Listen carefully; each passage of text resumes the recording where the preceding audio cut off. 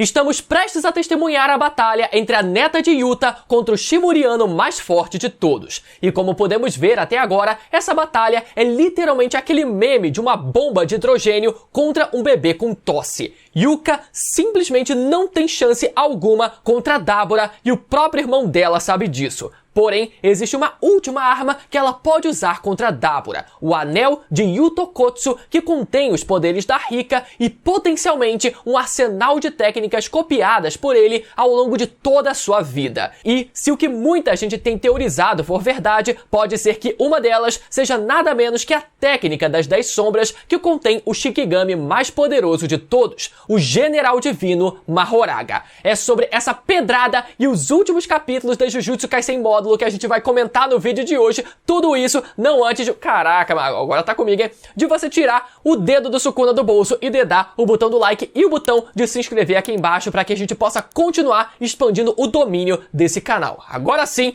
vamos para mais um vídeo amaldiçoado para vocês. Bom, descobrimos então que após o fim da série original, o mundo descobriu a existência dos feiticeiros, da energia amaldiçoada e dos espíritos amaldiçoados. E para tentar mascarar isso, o alto escalão da feitiçaria usou uma estratégia genial: afirmar que espíritos amaldiçoados nascem apenas na cidade de Tóquio. Todo mundo sabe, todo mundo pelo menos aqui fora sabe que isso é uma mentira, já que eles nascem pelo Japão inteiro. Mas a gente sabe também que espíritos amaldiçoados nascem a partir do medo e do sentimento negativo da humanidade. Portanto, o medo que as pessoas tinham de espíritos amaldiçoados foi quase que inteiramente canalizado para a cidade de Tóquio. Dessa forma, os espíritos, que antes nasciam no Japão inteiro, passaram a nascer apenas em Tóquio. Claro, né, que existe sempre uma pequena exceção ou outra de espíritos que continuam nascendo fora de Tóquio, mas a estratégia funcionou. As pessoas passaram a acreditar nisso e o que antes era uma mentira acabou se tornando verdade sem que elas soubessem. E foi no capítulo 12 que descobrimos que Tóquio, a antiga cidade mais populosa do mundo inteiro, teve que ser completamente inabitada pela humanidade, se tornando um lugar habitado apenas por espíritos amaldiçoados. Então a gente teve essa imagem da atual cidade de Tóquio completamente infestada de maldições, parecendo um verdadeiro continente sombrio de Hunter x Hunter. Beleza, revelação muito foda, mas existe um problema. Também descobrimos que os aliens shimurianos veneram espíritos amaldiçoados como divindades. Na verdade, no mundo deles existem criaturas chamadas de Kaelians, que são seres virtualmente imortais, análogos aos espíritos amaldiçoados do Japão. Então o problema vem agora. Enquanto uma raça venera essas criaturas como divindades, a outra tem como objetivo de vida o dever de exterminar todas elas como se fossem pragas. E foi aqui que a coisa deu merda. Os shimurianos descobrem que os japoneses estão exterminando maldições. Inclusive, né, um dos shimurianos é pego interagindo com uma maldição, como se eles estivessem praticamente se roçando e se pegando num beco escuro, né? A gente vê a maldição lambendo a cara dele numa cena extremamente bizarra e sugestiva, e com isso o clima fica tenso entre as raças. O Cross, né, que é um dos aliens de cabelo verde, é alvejado pelos feiticeiros e chega o Dabura, o shimuriano mais forte, para tentar resolver a situação. E foi aqui que descobrimos um pouco do nível de força do Dabura, que se provou ser algo completamente absurdo. Um dos feiticeiros diz para ninguém se mover e o outro responde dizendo que não tinha mesmo como se mover na frente daquela coisa. Imediatamente, o Sami se move para trás de Dabura e usa a sua fala amaldiçoada e manda que Dabura pare de se mover. Mas antes que ele pudesse sequer executar o comando, Dabura já havia arrancado um braço do culpado por ter atirado no seu aliado. E em seguida, Dabura simplesmente continua se movendo independente do comando da fala amaldiçoada.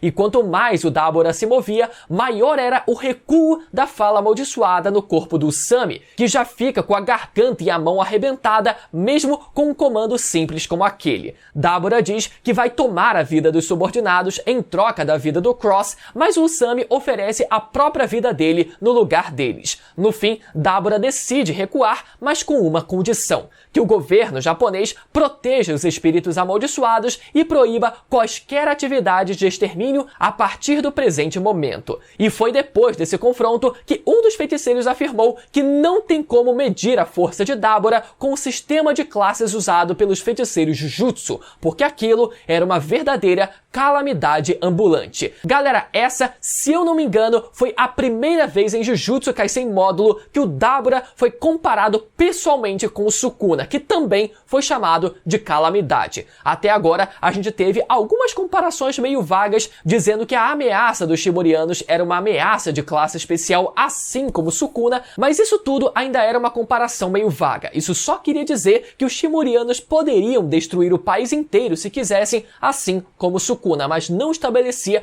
uma comparação muito fiel entre um ou outro. Então foi só agora, nesse capítulo, em que o Dabura finalmente revela um pouco dos seus poderes, né, tendo inclusive humilhado um feiticeiro de grau 1, que tivemos uma comparação direta do Dabura com o Sukuna, com ambos sendo chamados de calamidade. Olha, quanto a isso, é normal, óbvio, num Battle Shonen que exista uma progressão no nível dos inimigos que vão aparecendo, então nesse sentido é até esperado que o Dabura se mostre ainda mais forte que o Sukuna, mas eu pessoalmente sinto que o Sukuna era uma anomalia. Cara, era um personagem tão grandioso no mundo e no universo de Jujutsu que eu tenho dificuldade de aceitar um alien só chegar e ser tão forte quanto ele, porque sim. Então se eu fosse o autor, eu deixaria o Sukuna como mais forte que o Dabura, mesmo que a diferença seja muito pequena, só pra manter o respeito ao vilão principal da história principal e não colocar esse alien que acabou de aparecer e já colocar ele sentando na janela do ônibus. Pra mim, acho que não faz sentido. E bom, agora que essa condição dos Shimorianos foi imposta ao Japão, o que fazer? Os feiticeiros discutem então que eles precisam fazer constantes extermínios em massa das maldições que existem em Tóquio e que eles só poderiam ficar sem fazer isso por cerca de um mês. E que se esse limite fosse ultrapassado,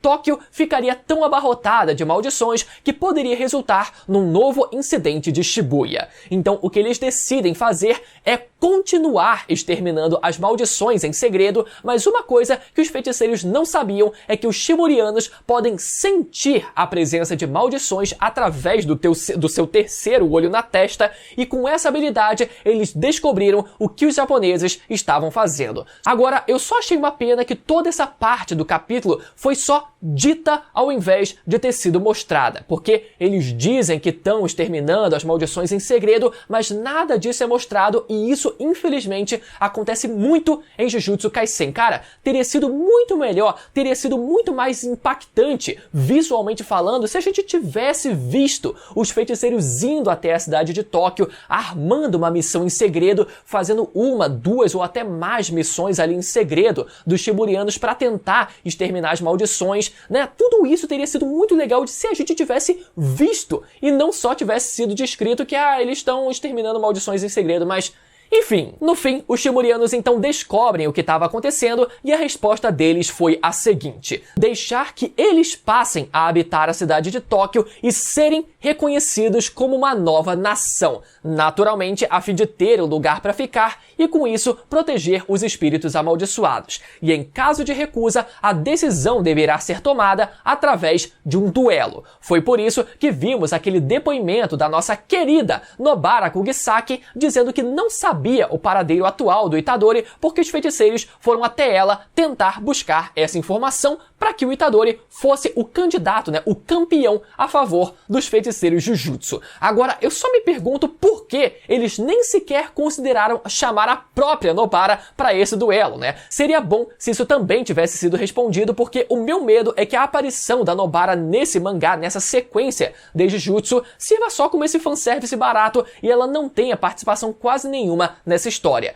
Mas enfim, sem o Itadori e sem a Nobara por consequência, a resposta do Japão foi enviar a neta do prodígio Yuka Okotsu contra o líder dos Shimorianos. Um literal embate entre uma bomba atômica e um bebê com tosse. Mas talvez nem tudo esteja perdido e o Japão tenha uma estratégia para ter alguma mínima chance nessa luta. E a resposta para isso está no Anel do Yuta. Sabemos que o Anel do Yuta se transformou num objeto amaldiçoado e apesar de não sabermos ainda toda todas as suas propriedades, a gente pode supor que esse anel contenha o espírito amaldiçoado da Rika e potencialmente o arsenal de técnicas que o Yuta copiou durante toda a sua vida. E se isso for verdade, é possível que o Yuta tenha copiado uma das técnicas mais poderosas do universo Jutsu, a técnica das 10 sombras. Isso significa que teríamos a oportunidade de vermos novamente o Shikigami mais poderoso de todos, o General Divino Mahoraga, para enfrentar essa nova calamidade. Afinal, se o próprio Megumi não for aparecer na história, mesmo ele sendo o personagem do trio principal que mais faria sentido aparecer nessa sequência,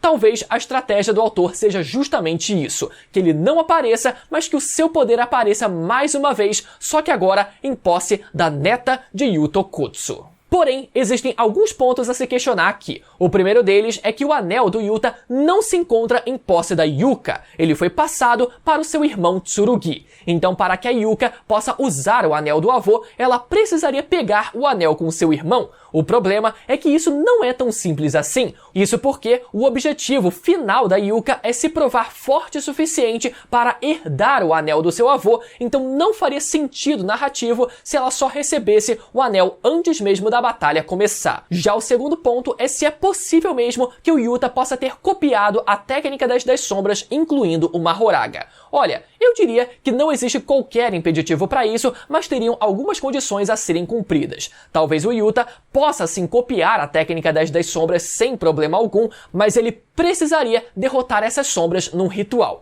E talvez ele já tenha feito isso quando ainda era vivo, e agora o Mahoraga esteja novamente desbloqueado para que a sua neta Yuka possa usá-lo. Mas Bruno, o Mahoraga foi destruído no final do mangá. Nesse caso, eu acredito que a técnica sofra um reset quando usada por um novo feiticeiro. Ou seja, mesmo que o usuário das 10 sombras morra tendo desbloqueado ou perdido alguma sombra que seja, o próximo usuário que nascer com essa técnica vai receber a técnica resetada e poder ter acesso a todas as mesmas 10 sombras, contanto, obviamente, que ele derrote todas elas no ritual. E como Yuta teria copiado essa técnica, eu acredito que o funcionamento seja o mesmo. Ele receberia a técnica resetada e precisaria realizar todos os rituais para liberar as 10 sombras. E um último ponto é, será que o Mahoraga obedeceria a Yuka mesmo não tendo sido ela quem teria domado o Shikigami? Olha, essa é uma dúvida pertinente, mas pode ser que sim, já que a Yuta é neta do Yuta e o Mahoraga ele pode enxergar isso como uma forma de compatibilidade genética ou energética